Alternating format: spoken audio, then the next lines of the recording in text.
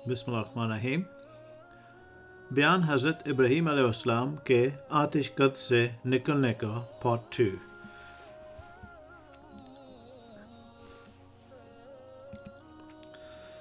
رادی کہتا ہے کہ مسلسل 40 دن تک آتش قد نمرود میں رہنے کے بعد جب حضرت ابراہیم علیہ السلام اس آتش قد سے باہر آئے اور ملک شام کی طرف چل دیے اور وہاں جا کر ایک شہر جو خزاتن عروجہ کہلاتا ہے، آپ نے وہاں قیام اس شہر میں پہنچنے کے بعد کیا۔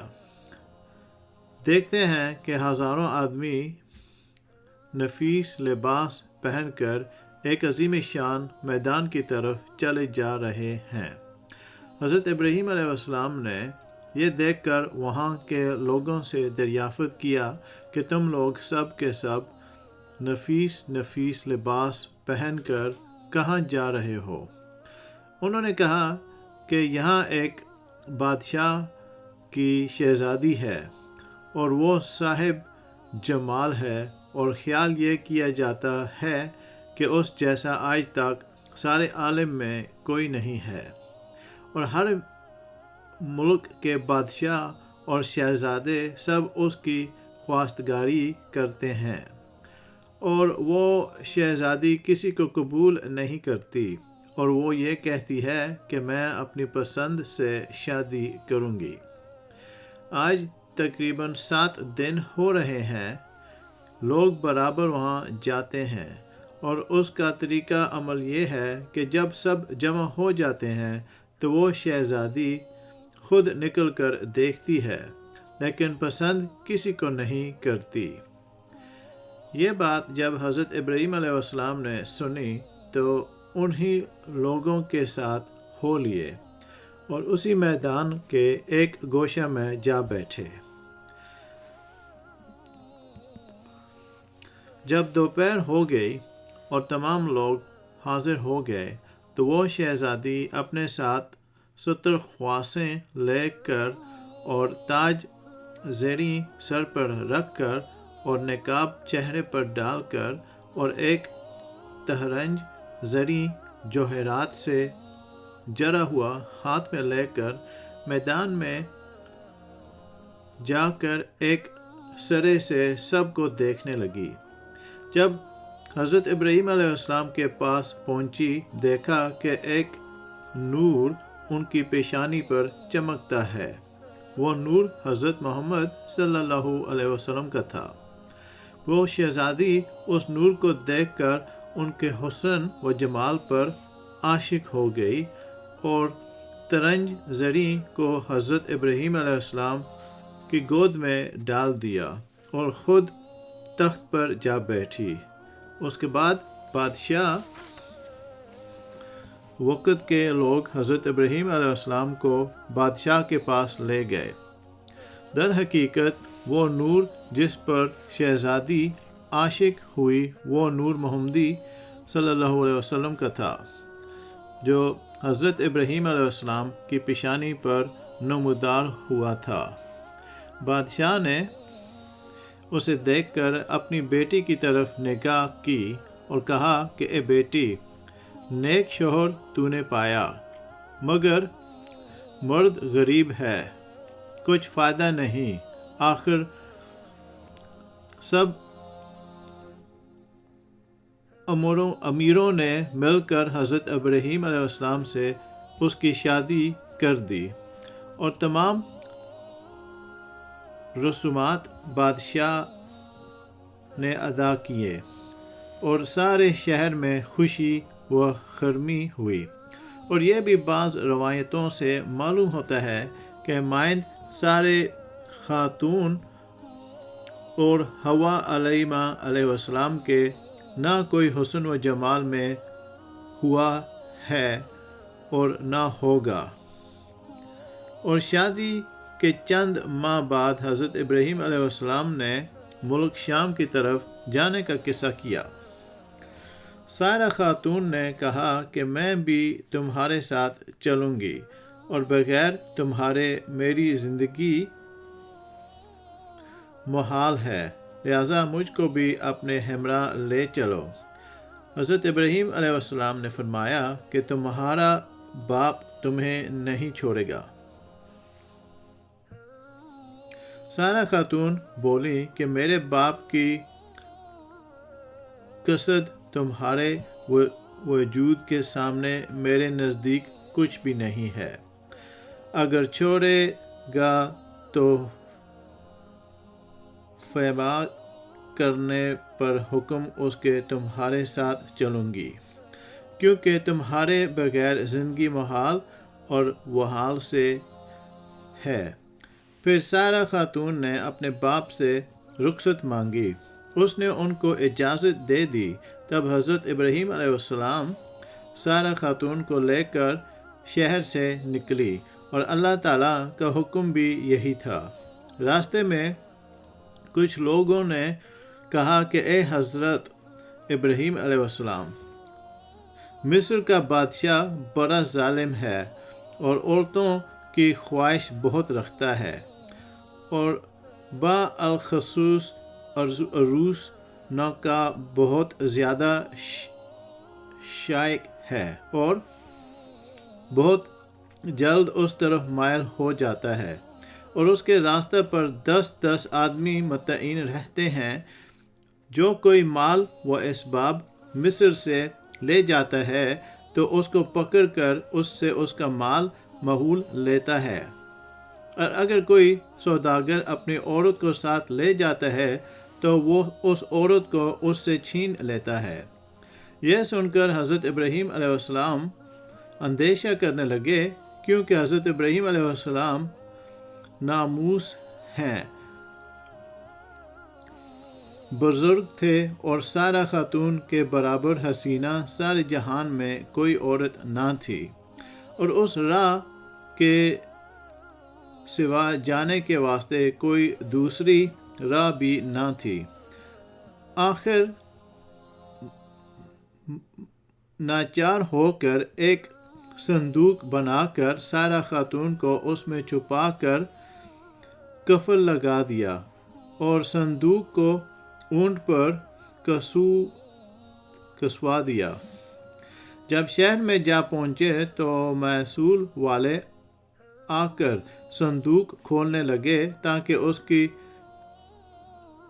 جانچ کی جائے، اس کے موافق اس کا محصول لیں۔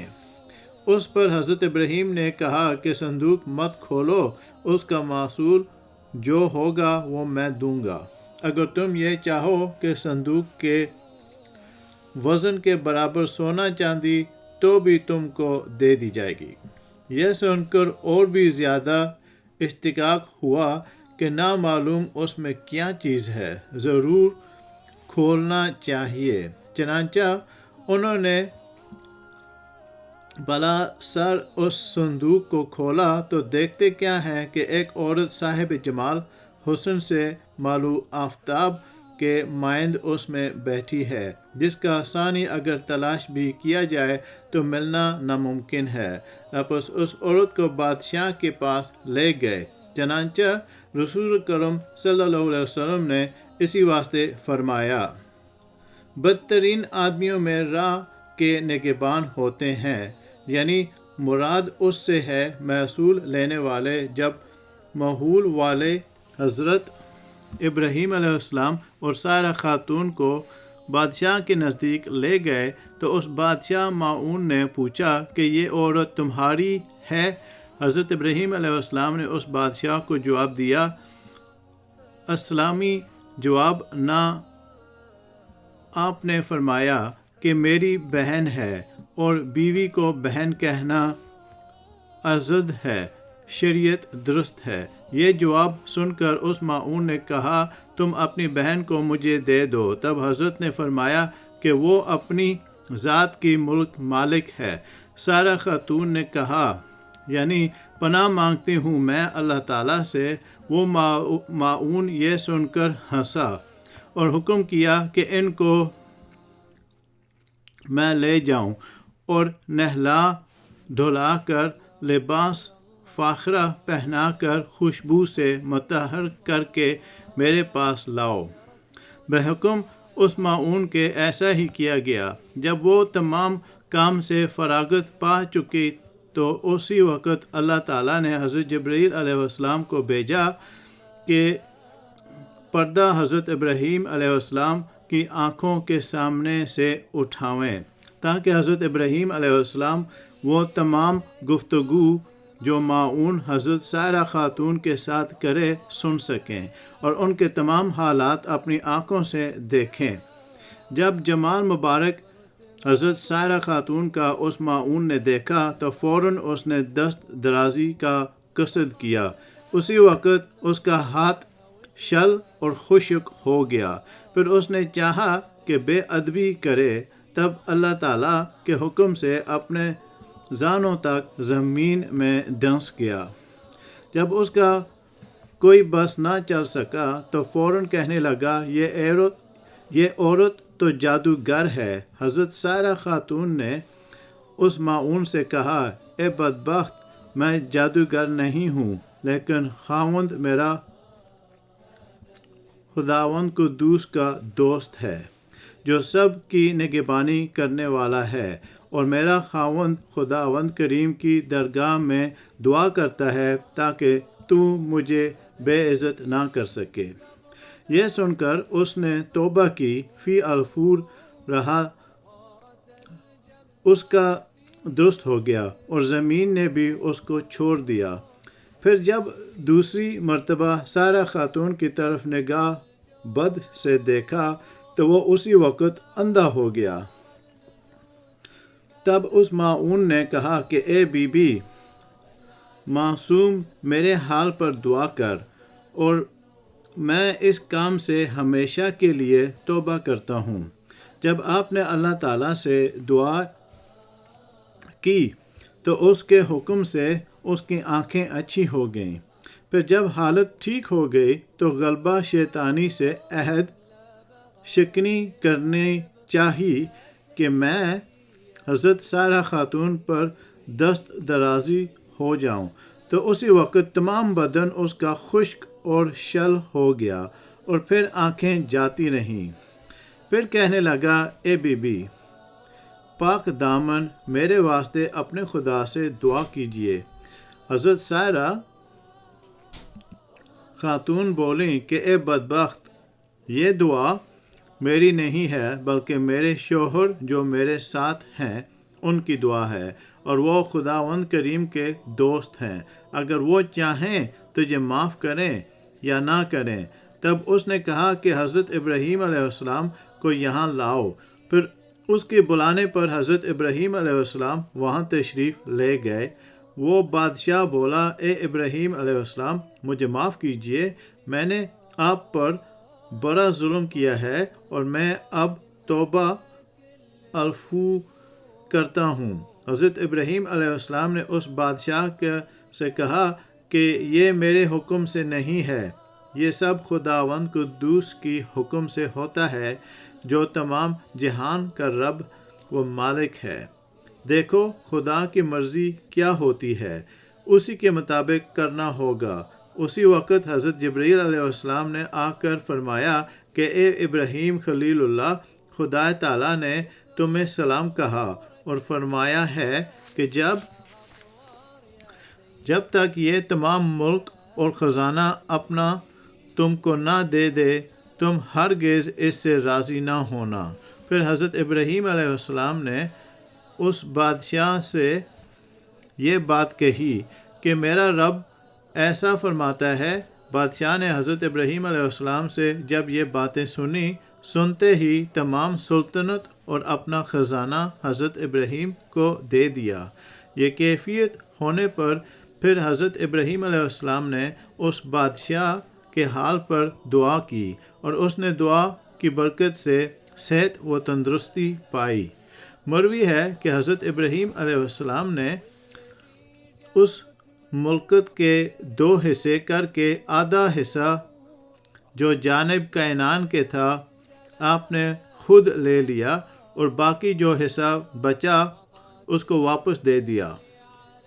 لپس بادشاہ نے ایک صاحبزادی 2 شیزہ نیک روح خوبصورت صاحب جمال لا کر حضرت سارہ خاتون سے کہا کہ اے نیک بخت بی بی، میں نے تمہارے بے حرمتی کی کوشش کی اور میں نے تم کو دیکھ کر اندیشہ بد کیا، لپس تمہارے عوض معاف کے شکرانہ میں یہ بی بی ہاجرہ کو تمہیں دیتا ہوں، اور جو گناہ و تقصیریں مجھ سے معاف کیجیے۔ لپس حضرت ابراہیم علیہ السلام سارہ خاتون اور بی بی ہاجرہ کو لے کر کینان کو چلے، اور راستہ میں حضرت سارہ خاتون اپنا حال جو بادشاہ کے یہاں گزرا تھا وہ بیان کرنے لگیں۔ حضرت ابراہیم علیہ السلام نے فرمایا، اے سارہ خاتون، تم خاطر جمع رکھو، اب کچھ اندیشہ مت کرو۔ اللہ تعالیٰ نے اپنے فضل و کرم سے ہماری آنکھوں کے سامنے سے پردہ غیب اٹھا دیا۔ جو باتیں تجھ پر گزرتی تھیں مجھ پر سب ظاہر ہو جاتی تھیں، اور جو تم کرتی اور کہتی تھی سو وہ میں دیکھتا اور برابر سنتا تھا۔ بعد اس کے سارہ خاتون نے بی بی ہاجرہ کو حضرت ابراہیم کی خدمت میں دے دیا۔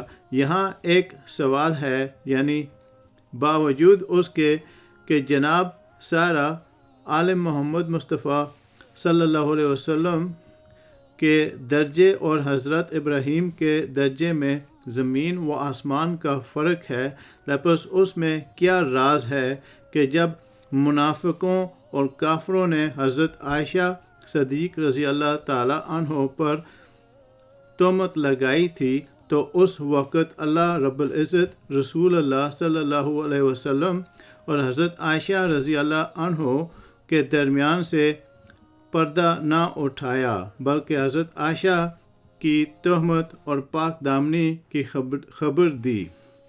اس کا جواب یہ ہے کہ اگر حق تعالیٰ عز و جل ماہین ان کے پردہ نہ رکھتا تو حضرت عائشہ کو رسول خدا صلی اللہ علیہ وسلم دیکھتے تو اس وقت منافق لوگ حضرت رسول خدا پر تعین کرتے اور کہتے کہ حضرت محمد مصطفیٰ صلی اللہ علیہ وسلم بھی اپنی بی بی حضرت عائشہ رضی اللہ عنہ کی حال سے آگاہ تھے، لیکن باوجود اس کے ان کے حال کو ظاہر نہیں کیا گیا، اور خداوند قدوس کو یہ منظور تھا کہ حضرت عائشہ رضی اللہ عنہ کی عصمت کو بذبی آسانی سے ثابت اور متحق کر دے، تاکہ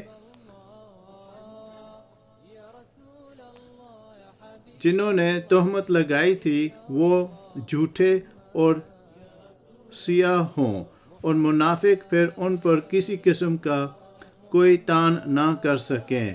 اور حضرت ابراہیم علیہ السلام کے سامنے سے اللہ تعالیٰ نے پردہ اٹھا لیا اور کہا، اے ابراہیم، تو اپنی بی بی کو خود دیکھ لے، اور جناب رسول خدا سلام کو فرمایا، اے سید عالم سلام، غائب میں خود عائشہ کا نگہبان ہوں۔ لپس ان دونوں کے درمیان